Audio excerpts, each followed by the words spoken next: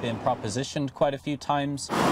He said that the girl in the front would give me oral sex, and I looked at her and she agreed. I have had hands get a little too close to my genital area.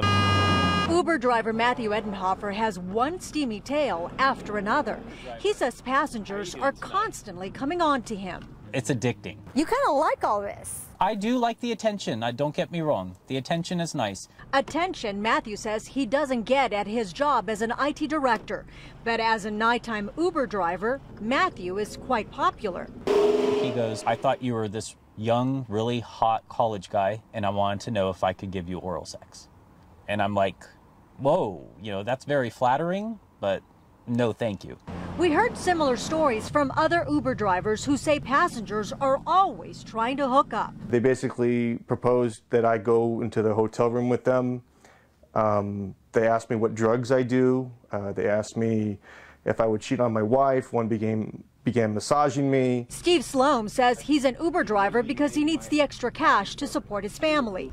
He says most rides are normal, but some are downright disgusting. I had a girl projectile vomit all over the back of my head. It was dripping down my ear, and she didn't even say sorry. She kept on saying, it's just water from my stomach. Then there are the lovey-dovey couples. I had a couple once, and they said, point blank, can we in your car?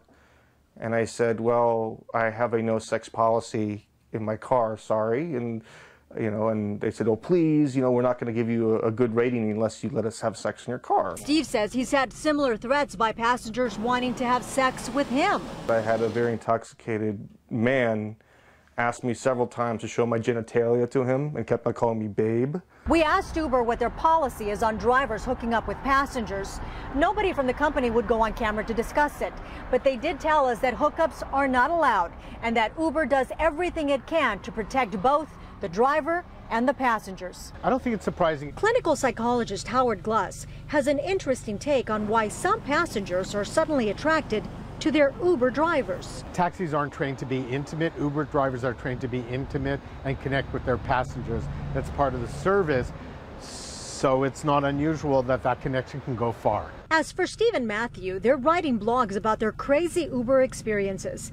Steve has Uberman.com and Matthew has Uber After Dark.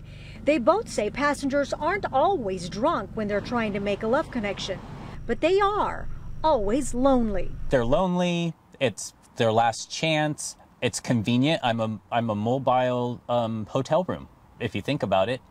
Gina Silva, Fox 11 News.